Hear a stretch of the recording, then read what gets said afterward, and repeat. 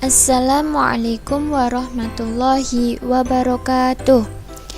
Kami dari kelompok 2 Praktikum Kimia Bahan Pangan yang beranggotakan Rizka Noviasari, Dewi Rintani, Bunga Agnesinta, dan Nur Rohim ingin menjelaskan mengenai penetapan kadar HCN dalam daun singkong. Yang pertama, kita akan membahas mengenai latar belakang adanya penetapan kadar HCN pada daun singkong. Salah satu sumber energi bahan pangan adalah karbohidrat yang terdapat pada tumbuh-tumbuhan seperti padi, jagung, dan umbi-umbian. Umbi-umbian suatu bahan pangan yang sangat dibutuhkan oleh masyarakat dan memegang peranan penting dalam makanan yang dimanfaatkan oleh penduduk Indonesia, salah satunya adalah singkong. Singkong sebagai salah satu bahan pangan yang biasa dikonsumsi masyarakat dan memiliki kandungan HCN. Asam sianida dalam singkong terikat dalam suatu rangkaian yang dikenal dengan nama glukosida cyanogenik yang terdiri dari glukosa, aseton, dan HCN. Sianogen pada dasarnya bersifat non-toksik, tetapi proses hidrolisis oleh enzim yang terdapat dalam tanaman tersebut dapat menghasilkan sianida yang toksik. Sianogen linamarin dalam singkong pahit dihidrolisis oleh enzim linamarase dan membentuk sianida yang toksik. Selanjutnya, asam sianida atau HCN. Sianida sendiri adalah kelompok senyawa yang mengandung gugus siano yang terdapat di alam dalam bentuk yang berbeda. Sianida di alam dapat diklasifikasikan sebagai sianida bebas, sianida sederhana, kompleks sianida, dan senyawa turunan sianida. Sianida bebas adalah penentu ketoksikan senyawa sianida yang dapat didefinisikan sebagai bentuk molekul HCN dan ion CN- dari sianida yang dibebaskan melalui proses pelarutan dan disosiasi senyawa. Kedua spesies ini berada dalam kesetimbangan satu sama lain yang bergantung pada pH, sehingga konsentrasi HCN dan CN- dipengaruhi oleh pH. Pada pH di bawah 7, keseluruhan sianida berbentuk HCN, sedangkan pada pH di atas 10,5, keseluruhan sianida berbentuk CN-. Toksinitas asam sianida atau HCN. Toksis atau racun dari suatu zat pada dasarnya merupakan kemampuan zat yang dapat menyebabkan kerusakan atau kerugian pada organisme hidup. Zat beracun alami yang terdapat pada bahan pangan nabati disebut toksitan nabati. Toksitan nabati pada tanaman berfungsi untuk membantu dan mengatur metabolisme serta melindungi tanaman terhadap serangan hama. Pelepasan asam sianida atau HCN tergantung dari adanya enzim glikosida serta adanya air. Senyawa HCN mudah menguap pada proses perebusan, pengukusan, dan proses memasak lainnya. Prinsip dari penetapan kadar HCN dalam daun singkong yaitu sampel yang sudah direndam didestilasi. Zat uji dalam suasana asam kemudian direaksikan dengan larutan baku perak nitrat berlebih. Kelebihan perak nitrat dititrasi kembali dengan kalium tiosianat menggunakan indikator feri-amonium sulfat. Yang pertama, metode penelitian. Alat-alatnya yang digunakan yaitu 1 set alat destilasi, 1 alat titrasi, Erlenmeyer, neraca analitik. Selanjutnya bahan-bahannya yaitu AgNO3 0,02N, NaOH 2,5%, asam pikrat, Na2CO3 8%, kalium tartrat 5%, NH4OH, Ki 5%, aquades, kertas saring, serta aluminium foil. Selanjutnya pembuatan reagen. Yang pertama, larutan AgNO3 0,02 dengan cara timbang sebanyak 1,69 gram AgNO3 dapat diperoleh dari rumus N sama dengan gram kali valensi per 169,87 gram per mol kali 0,5 liter dihasilkan 1,69 gram AgNO3. Langkah selanjutnya, larutkan dengan Aquades, masukkan ke dalam labu takar 500 ml, tambahkan Aquades hingga tanda batas, gocok hingga homogen. Selanjutnya, larutan Na2CO3 8%. Timbang padatan natrium karbonat tersebut sebanyak 20 gram, diperoleh dari persen massa Ma per Ma plus Mb kali 100%, diperoleh 20 gram. Selanjutnya, larutkan dengan Aquades, masukkan ke dalam labu takar 250 ml, tambahkan Aquades hingga tanda batas, gocok hingga homogen. Selanjutnya, pembuatan larutan NH4OH.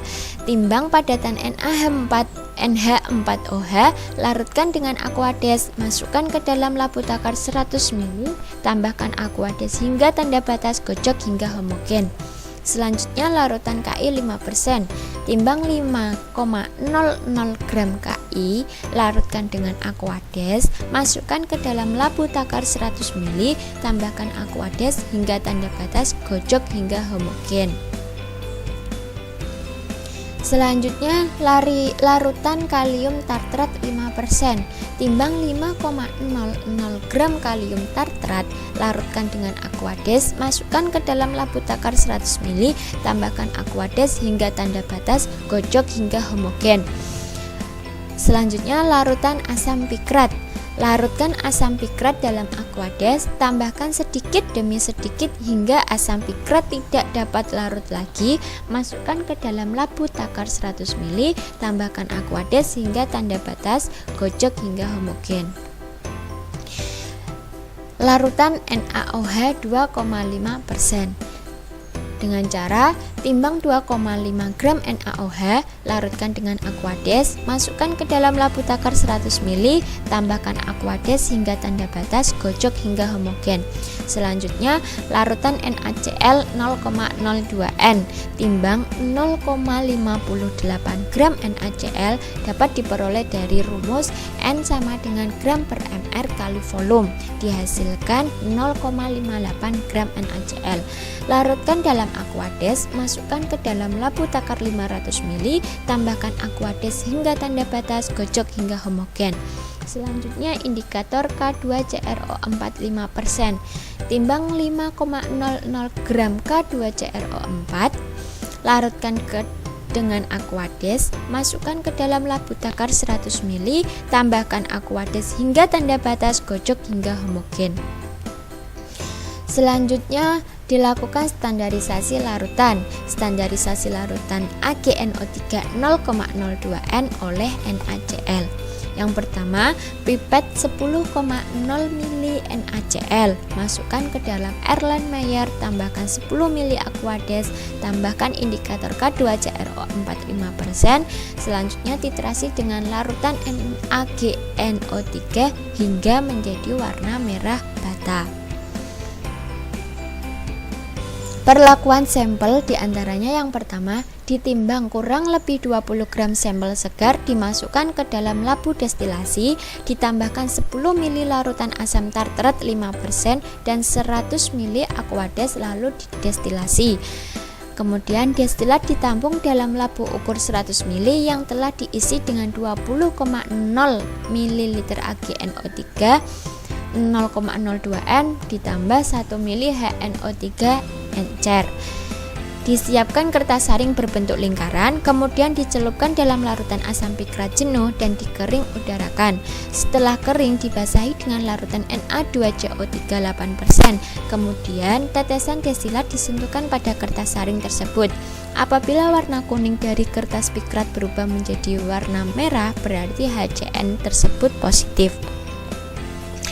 Selanjutnya, destilat dihentikan jika semua HCN telah tertampung dalam labu ukur, yaitu dengan meneteskan destilat pada kertas saring yang sudah dicelupkan dalam larutan asam pikrat jenuh dan dikeringkan lalu dibasahi dengan larutan Na2CO3 8%.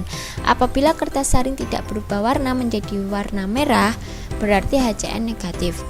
Kelebihan AgNO3 dalam destilat dititrasi dengan kalium tiosianat dengan menggunakan indikator feri-amonium sulfat sampai terjadi larutan warna merah.